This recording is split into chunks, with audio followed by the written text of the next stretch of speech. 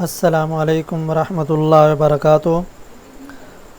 عزیز طلباء، عزیز طالبات، امید ہے آپ سب خیریت سے ہوں گے۔ آج ہم درخواست کا طریقہ پڑھیں گے، جس کے اندر ہم درخواست جانیں گے ہیلتھ آفیسر کے نام، جس کے اندر ہم نے محلے کی صفائی کے بارے میں درخواست لکھنی ہے۔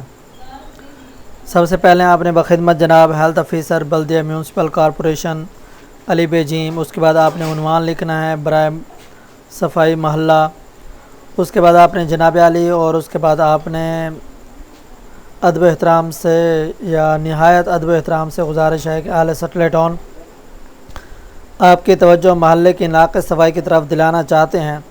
محلے کی صفائی کا انتظام نہایت ناقص ہے یا انتہائی ناقص ہے۔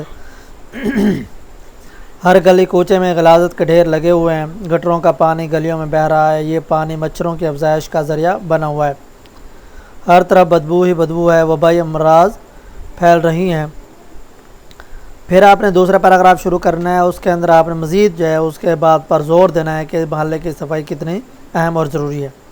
مزید یہ کہ برسات کا موسم قریب ہے، اگر اس پانی کے ساتھ بارش کا پانی بھی مل جائے گا تو مزید گلیوں میں پانی ٹھہر جائے گا، جس سے اہل محلہ کہ اکثر لوگ ہیضہ اور ملیریا جیسی ہلاک کرنے والے بیماریوں میں مبتلا ہو جائیں گے، جبکہ حکومت کی طرف سے بھی یہ ہدایات دی گئی ہیں کہ اپنے محلوں کو صاف ستھرا رکھیں۔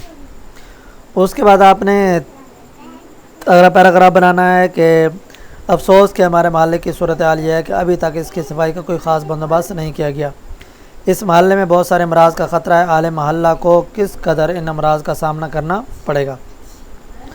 جناب علی، آپ سے ہمارے ہمدردانہ التماس ہے کہ آپ ہماری اس درخواست پر غور فرما کر محلے کی صفائی کا کوئی خاص انتظام کر دیں، غلاظت کا ڈھیر اٹھوا دیں، جس قدر ہو سکے مناسب اقدامات کر دیں، آپ کے بے حد ممنون رہیں گے۔ تو یعنی کہ عام فہم الفاظ میں، سادہ الفاظ میں آپ نے اس کو لکھنا ہے۔ اس کے بعد آپ نے درخواست گزار لکھنا ہے بائیں جانب، اور اس کے سامنے دائیں جانب جو ہے آپ نے ڈیٹ لکھنی ہے۔ اس کے بعد اہل محلہ علی بے جیم آپ نے لکھنا ہے۔